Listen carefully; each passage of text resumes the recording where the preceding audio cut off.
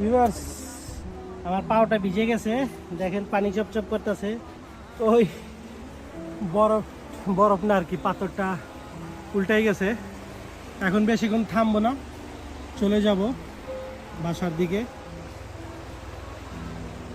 Viewers, আপনাদেরকে পানি দেখাইতে চাই, মানে আমার আইফোন কিভাবে পানিতে ওয়াটারপ্রুফ। তো আমার পাওটা ভিজে গেছে, জুতা পানির ভিতরে পড়ে গেছে।